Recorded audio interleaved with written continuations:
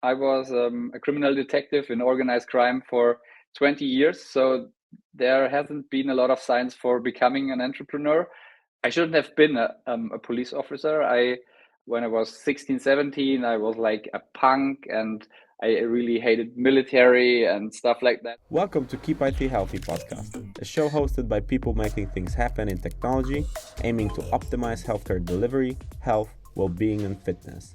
My name is Jan Kamiński and I'm the co-founder of AppLover, a company dedicated to improving the quality of life with IT solutions and digital advisory. We started making this podcast to amplify great thinking to propel healthcare forward. Our guest today is Andreas Gschaider, CEO and founder of B42. Hi, Jan. Nice to get to know you and thanks for the invitation.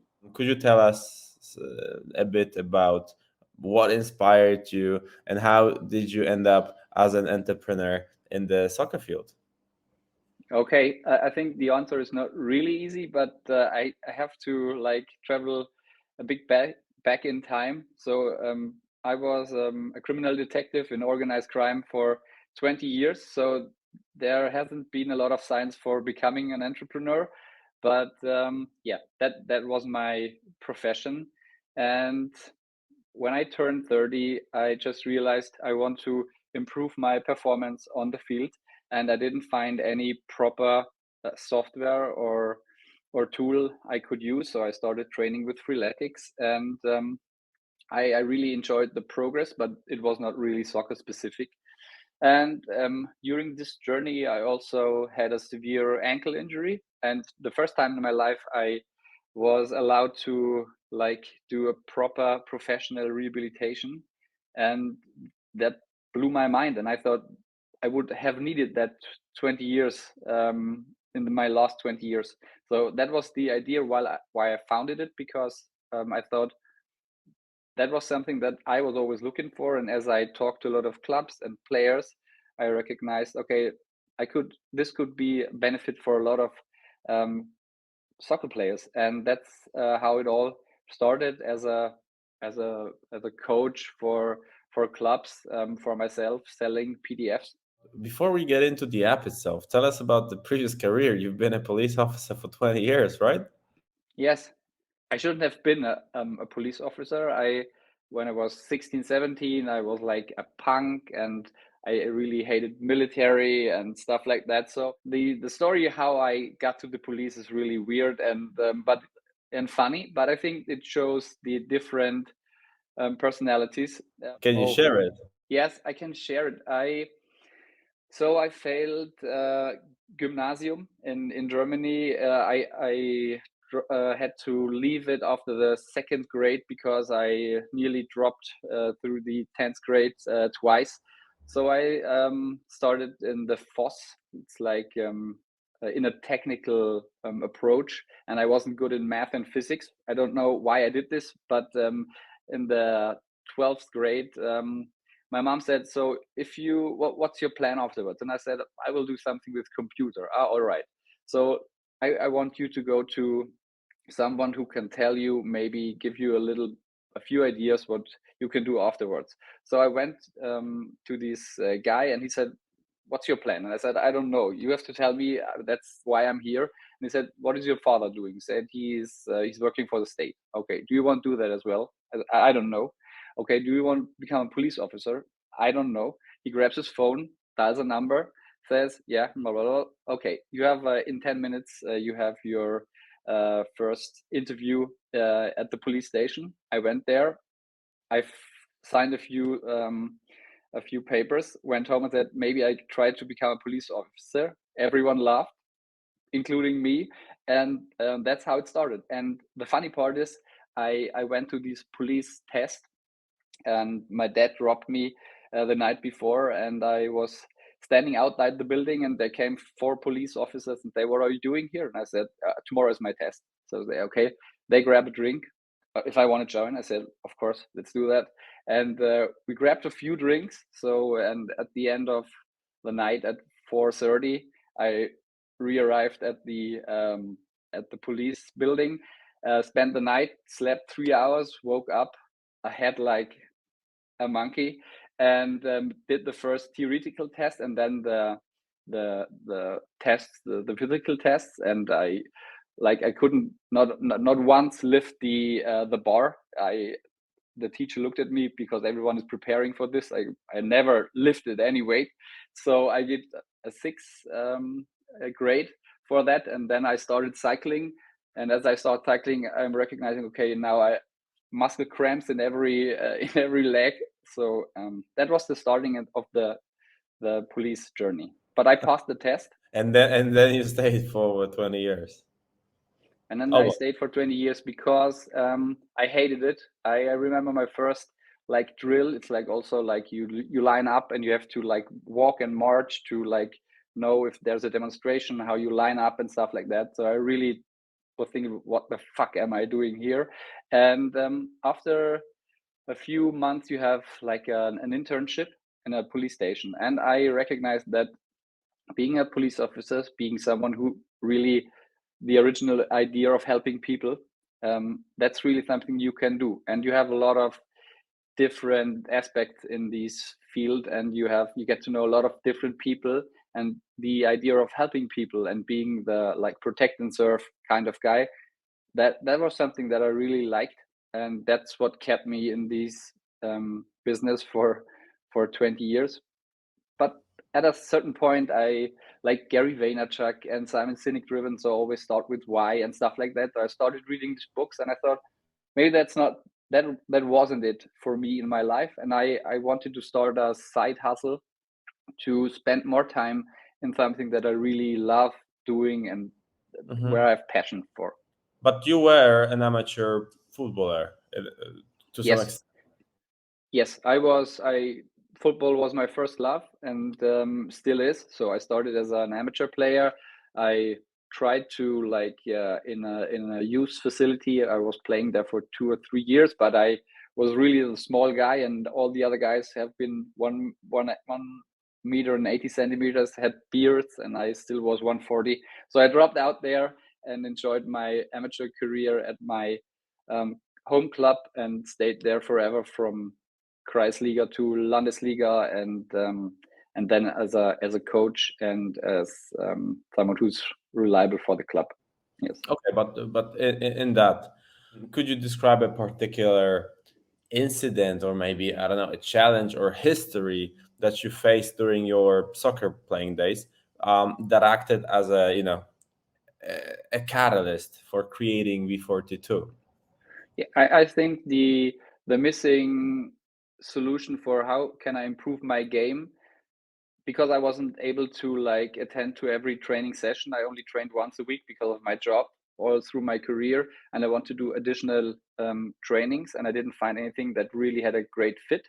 And then the fact that I had a severe injury and yeah, get aware of these great rehabilitation training methods that nobody or only a few players are able to get these kind of rehabilitation. So that was the ignition of why I wanted to start it. And then Why? Is it because of the money? Why only players can access that?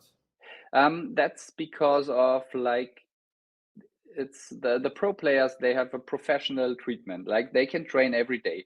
If you are injured as a soccer amateur player, you get a receipt from your doctor, and you get to physiotherapy maybe once a week, but you need training every day. So when I went to the physiotherapist, he told me, okay, you have an injury in your hamstring.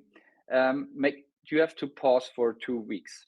And they didn't have a closer look at what caused the injury. So now if they're in the professional rehabilitation, you have a hamstring injury. All right, let's start with having a closer look at your hips. How is your hip rotating? Okay, your inner hip rotation on the right side is not really good. So you have a problem here, and maybe you have an old injury in your ankle that creates a lot of pressure for your knee, and also your hamstring maybe get injured. That's the professional way of treating an injured player, and that's not really common in the grassroots section. But in the professional area, you have the opportunity to train every day, and that's what we want to create throughout our solution. Who creates the content for the app, like videos and everything?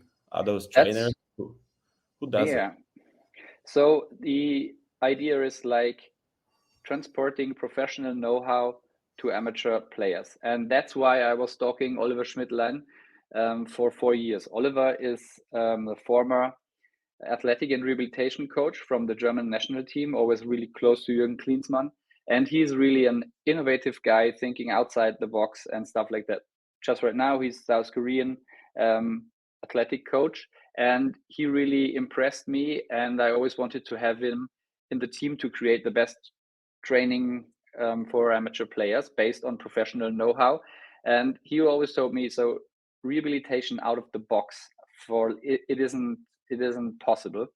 And after 4 years, he finally said, now I get what you're trying to do, and I understand how you want to do it. It's a great idea. Let's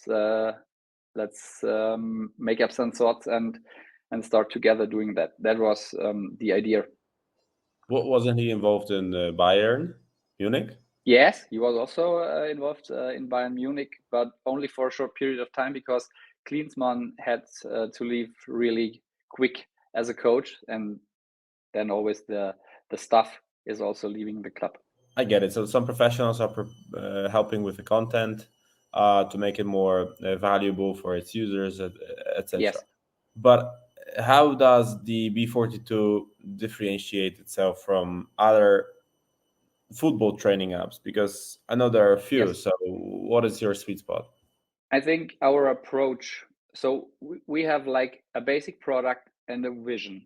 And I think that separates us from every other training solution. So for the fundamental product is now a training solution for the club, for the teams, the coaches and the players to have a training solution and to like reach the full potential of the players while being aware of their load and preventing them in the long term from injuries. And in case of an injury, you can also like guarantee them a professional rehabilitation training. That's the basic product and the most the biggest benefit right now for the clubs. What we are aiming for is to create the football training of the future.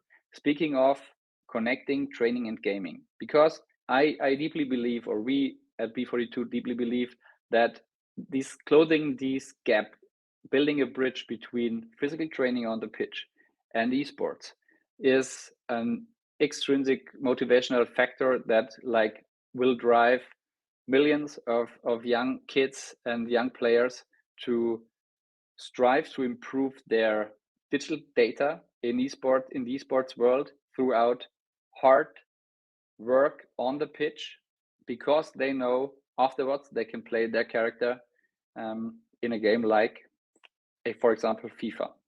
Just to understand it correctly. So you have content both for training and for rehab if something goes wrong. Yes.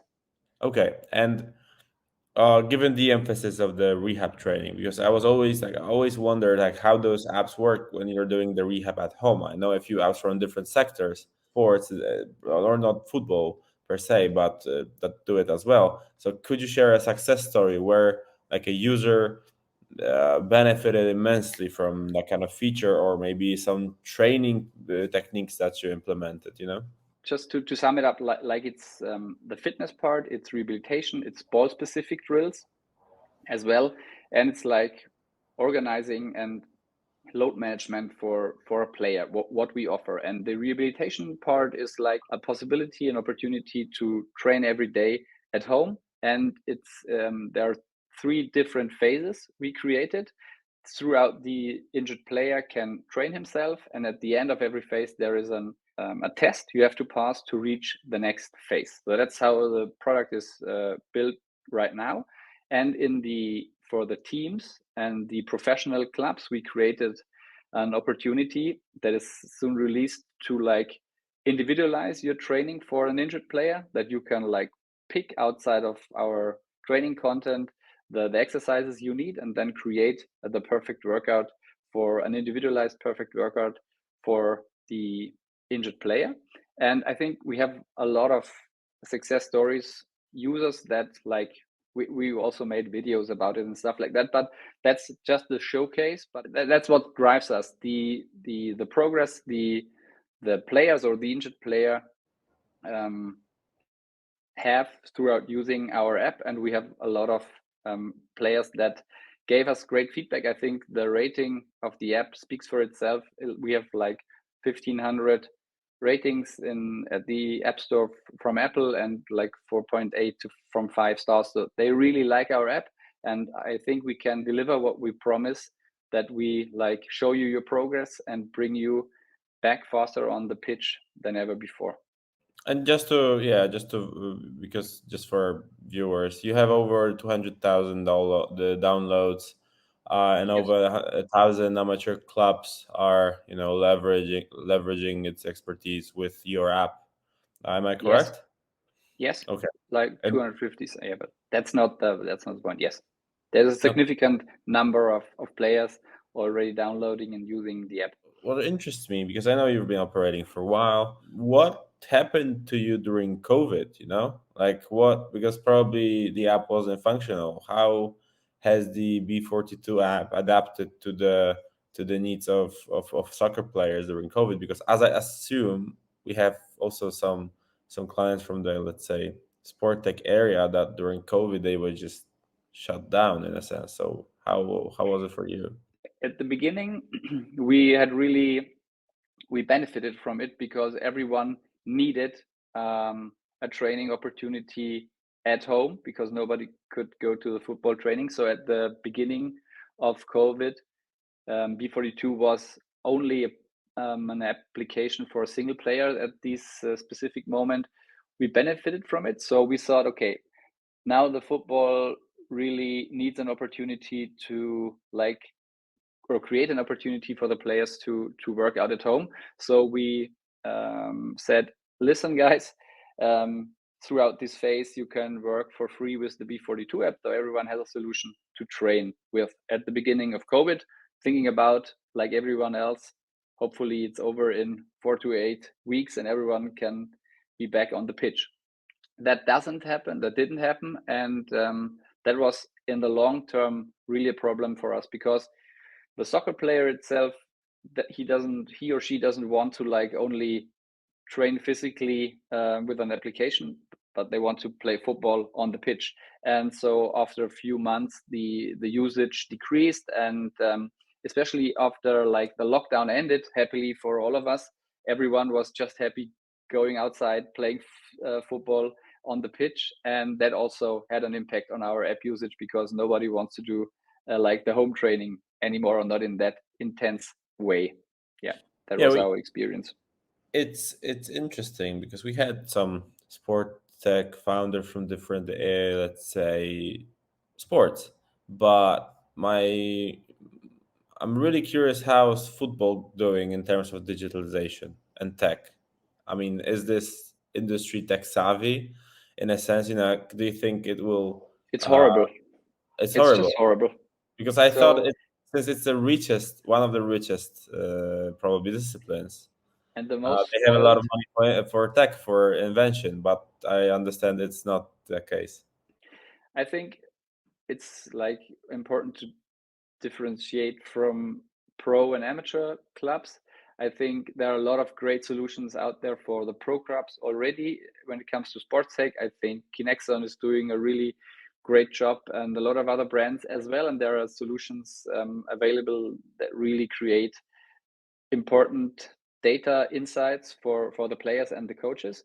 But the amateur sector is really like 10 years behind. And if you would compare it like to an amateur market in the US, it's really horrible, maybe is the wrong word, but there are a lot of like older coaches and maybe older guys running the amateur clubs, and they're not really they don't really use apps or software. They're not really skilled using it, and so there is a lot of, it's not easy to like sell tech to amateur clubs and coaches. But I think if we survive, and all the other companies in that area that will survive, there is a great future out there in a few years of time. But what was your strategy? Was it rather feral when you were acquiring new clients, or was it the direct sale? We are operating in direct sales and reaching out to them via cold call and then a video pitch where we explain the solution. That's how we operate in the sale right now. But we are doing a big rework from the website and the help center, and think there will be a lot of additional ways of creating leads for B42 in the future throughout a lot of countries, because we have now an English, Spanish, Portuguese, Italian, French version of the app and the coach zone. So I think there are a lot of new markets and opportunities, but as we all know, one step at a time. Okay, and what about the plans? You're in DACH countries mainly right now, right? Yes, we are mainly in the DACH region right now, and I think I would like to stay here and really to create a product market fit that is showable to hopefully sports tech interested VC or a VC that has a big expertise in the sports tech market. So that's what we are planning to do, like create these numbers and the KPIs to showcase that we really have a great product market fit, and the CLV and the CAC should speak for themselves. But how do you plan to, scale from DACH to other countries? If that's your plan, or you just want to Yes, remain that? no. We have plans, especially for the US market, and we are not currently there yet, because I think talking about the product market fit in the DACH region, that's the next step. But I think the roadmap is pretty clear when it comes to the big football soccer tournaments. So we have now 2024, we have the European Championship, and in 2025 the championship of the females, and then I think it's the 2026 World Cup in the US market. That's really the point where we want to like enter the US market. But to be honest, we have a lot of organic downloads from our app in regions we wouldn't have thought that these are really the countries that are downloading and using our app in like an extensive in a way that's really remarkable. And that's maybe also one of the other country that we have a closer look at in the future, and starting some small tests and try to like get a first market insight. What about different sports? I mean, did you ever think about scaling from soccer to different disciplines? Yes, that's why we also named us B42 in the beginning in 2019. So not only like improving the training in football, but like baseball, where the heritage of the brand name comes from, basketball, American football, and yeah, that's also a possible step in the future. Because the model will be similar, right? Yes, it's like an injured player, an injured basketball player is can benefit in the same way than an injured soccer player, and of course you have to like adapt the trainings plans for upper body related or specific sports like ice hockey or basketball. But when it comes to athleticism or speed training, it's all the same. I always wonder about the like, scalability of it. So essentially, what would be the pro? Like, if you are to take a new venture, new sport, like, what would be the Yes, process to find the pros there, get their knowledge first, create content, and then you're ready to go, or not really?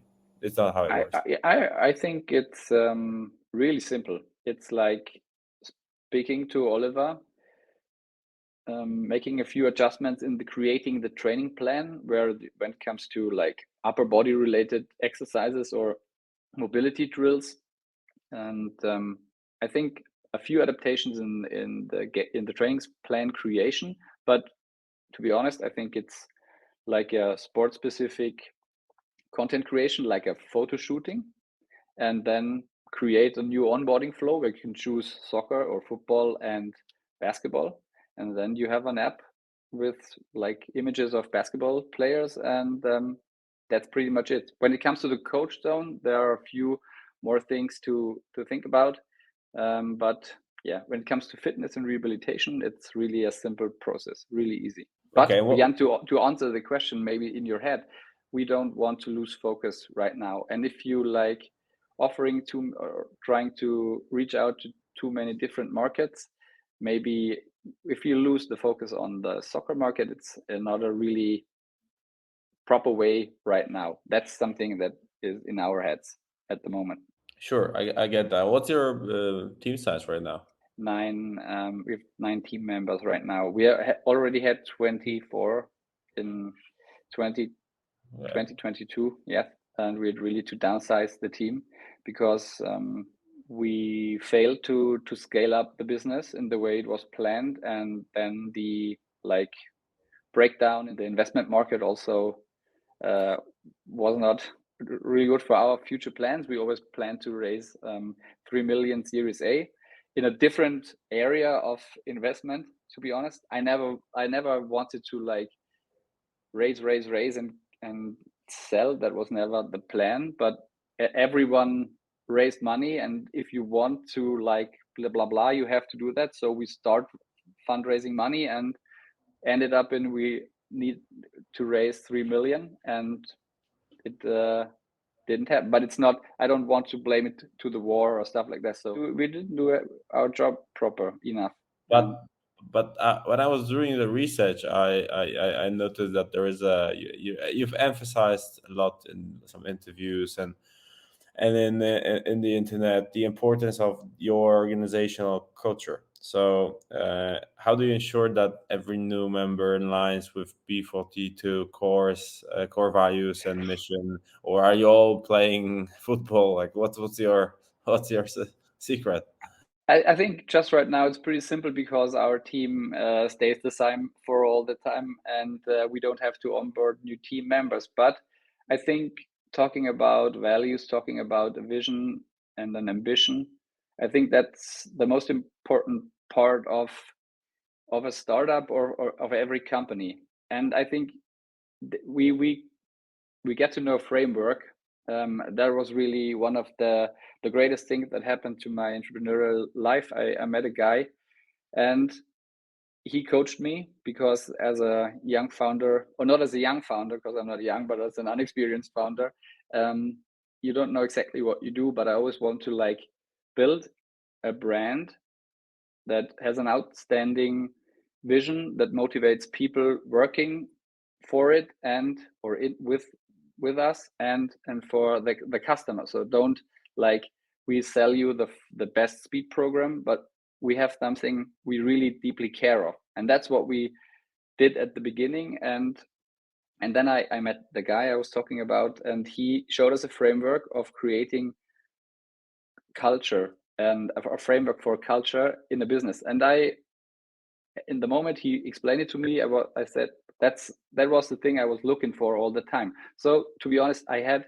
a lot of contact with different brands, and I saw the like nearly the same framework in two really big brands. One I'm not allowed to talk about because of an NDA, and the other was Under Armour. And that's something I'm happy to like was allowed to get to know this guy and this knowledge, and because it's all about what's the brand all about, what's the benefit for the customer, what are you aiming for, how do you define your leadership, your values, and then your leadership principles, and then throughout this fundament you like build your or develop your strategy. Some founders use a lot of advisory coaching. How do you find yours? Because it's not easy. I mean, we were building an advisory board for years. It's hard to find entrepreneurs or other people that want to coach you. Yes, I was lucky, and I think I always connected with people on a different level. I never met a guy and I wanted his money or wanted to like do him a specific thing. To be honest, I was really impressed by Freeletics, so I reached out for Freeletics talking about a cooperation. dumbest thing you can do in 2018, but I gave it a shot. So I never reached anybody. And then I reached out to Daniel Shubani, the CEO of Freeletics, and I wrote him a LinkedIn message. And he contacted me back and said, let's give this question a try for 15 minutes. So after that, he said, let's have a meal. And we talked and we spoke of different things, family, becoming a dad, stuff like that. And that's creates moment that it's a deeper connection. So throughout this, Daniel invested in B42, and this happened with two different or two additional people as well in the same way. And Daniel reached out to me and said, if you ever need help or if you like feel lost in a way, this is a guy I worked together for 7 years. Give it a try or give it a shot if you feel like you need somebody. And it didn't take me for a long time to reach out to that guy. And that was the beginning of finding someone who was coaching me. And I think that's one of the reasons why we still exist. When it comes to regional presence, Yes. probably it's like which country is your, let's say, best Yes. market now? So we have to like differentiate between the single player approach that we did for a long time. And then there we are all around the world, but with I think a focus on Germany, the DACH region, the US, and Brazil, and the team sale, the club sale is only in the DACH region. So, and starting in Bavaria and in the south of Germany, but also like in the whole of the DACH region. But I think focus on the south region because that's where we started it. Okay. I have a, maybe it will be a tricky question, but No, no, it what won't. if you were to name one thing? So, like, what's one thing about football, like soccer, or football world that most people don't know, but you wish they did? I think there's no hidden secret, but I think there's something people don't recognize when it comes to football. I think there is such a beauty in the process of becoming a football player, professional or amateur player, and the values and the principles for life you learn throughout this if you're starting playing football as a 3 or 4 year old kid. And I think, and that's why that's one of our core values, and that is driving us. We want to like make sure that the next generation also has these love for the game, because when you start playing football 4 years old, there's a refugee kid speaking no German word, and is able to connect and play with like the kid of an architect or like the kid of an unemployed person. And all social groups come together, the kids play, and they like learn throughout playing a lot of things for life. Like every sport does that, but football in specific learns you how to like work in a team, like how what you learn from a loss, how you create values throughout all these different things that you learn over all these years. And it's like a personal development thing. I never was aware of the fact that things you learn how you as a captain of a team or as a leader, there's a lot of leadership principles in that works in a team in the exact same way in an organization, in a startup, in a corporate, whatever. So so many things where you can improve yourself as a person, as a player, as a coach, that has a tremendous positive impact on a lot of people's life. And I think that's not something a lot of people recognize or are aware of the fact that this is happening. For example, from the, let's say, development perspective, how do you see given tech interfering with the sport, every sport, in fact, but like also football. So where do you think it will be heading? I mean, do you see any advantages of tech in football, except for the obvious ones? But like, are there any where you think it will? Is there any direction where the sport is heading? I think there's a lot of value in tech when it comes to like I hired a co-CEO like 12 months ago. That was the second best decision or the second best thing that happened in my perspective. And he's always talking about technology is a magic wand, and he wants to use it to make sure that people are creating awareness of the fact that if they want to be healthy, if they don't want to lose a lot of healthy time in their lives, if you create awareness throughout data and gamification, you can improve people's life and making sure that they are healthy, living a healthy and a great life. And I think that's the beauty in all the data and gamification, and that's for me sports tech, to be honest. And for me, it's a no-brainer that there will be a big shift in what we understand in football training or athletic training in every sport. And I think it's connected to esport, and I'm pretty sure someone will do it. I don't know if we are the guys who will make sure that this is been executed, but I'm pretty sure this is the next big thing.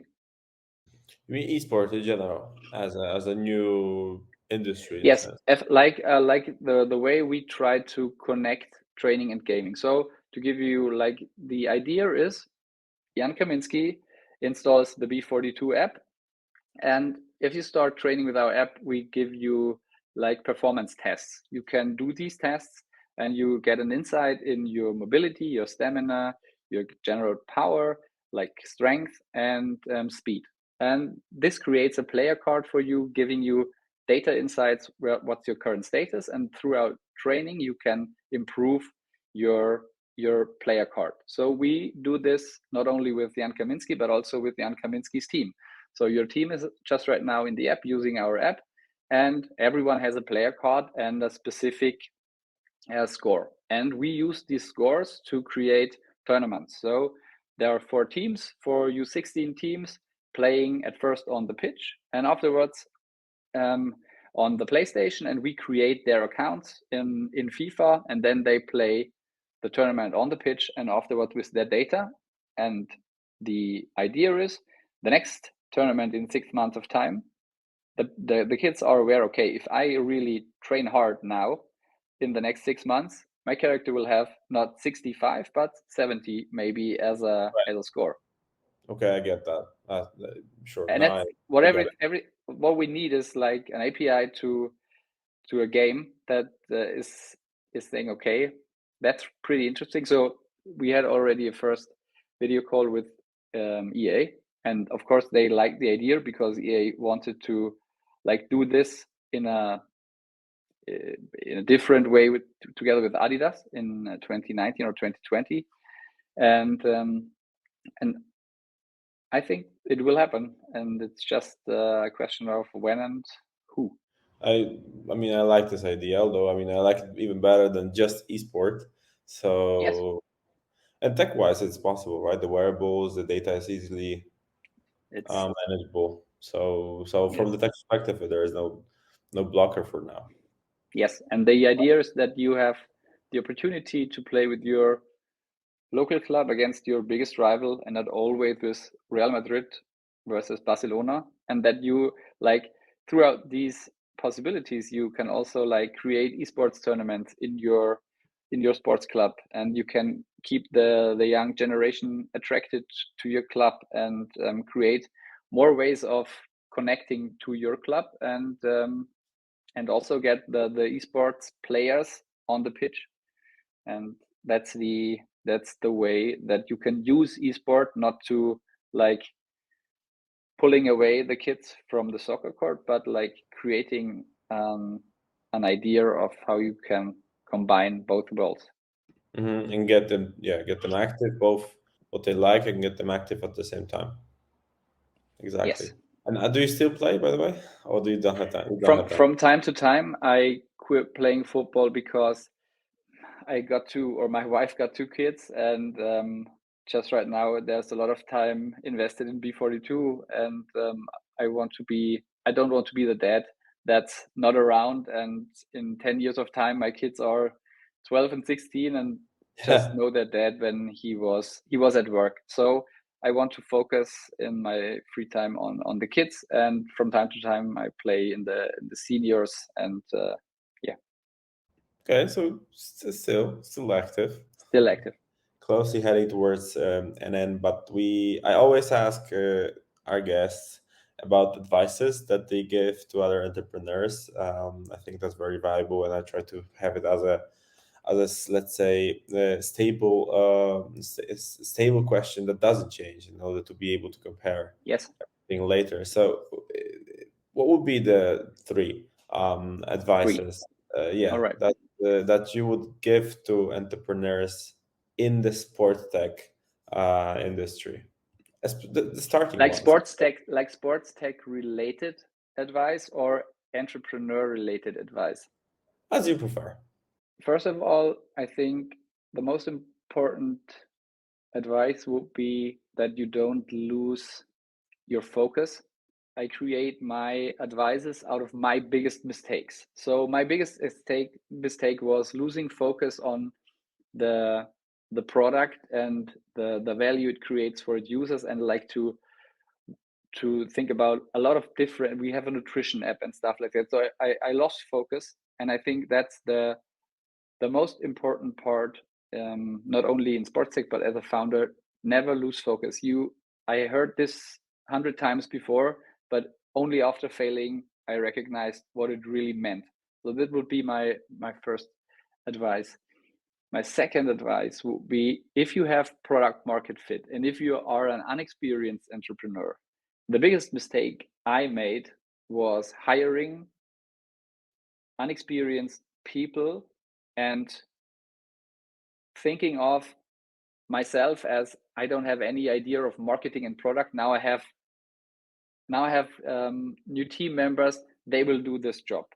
They will not do this job because they're unexperienced as myself. I wasn't really, I didn't give guidance because I didn't felt good enough to give guidance. And I think that's my second advice. Really hire experienced people, like A players, blah blah. You have to find them, but this will like change your startup from a startup to like a scale up, talking about structure and processes. So that's the second important thing. And third advice would be like, create a clear vision for your brand and your team. I think B42 wouldn't exist anymore if we wouldn't have this deep belief in the idea, and everyone who's part of the team really loves the vision and the purpose of B42, why we exist. And if we just started any kind of business, we would have been wasted like 2 years ago. But because we deeply believe in what we're doing, and it is the passion that drives us, I think that's something that could guarantee that you survive also through all the ups and downs that are coming, if you believe it or not. But there will be a lot of downs in your Business is a roller coaster. I agree. but you agree because you've experienced it and you know what I'm talking about. And as an unexperienced founder or a first time founder, you say, yeah, business is a roller coaster, of course, and now let's rock and roll. And then you experience it's a fucking roller coaster. Yes. Yeah, that's true. That's true. But thanks for sharing that, and thanks for sharing your story. I think I think this is one of the biggest, I mean, the best, let's say, pivots in the founder's history that I've heard so far. So from police department to tech world, that rarely happens, but it's really inspiring. So thank you for joining, Andy. I hope to hear from you soon.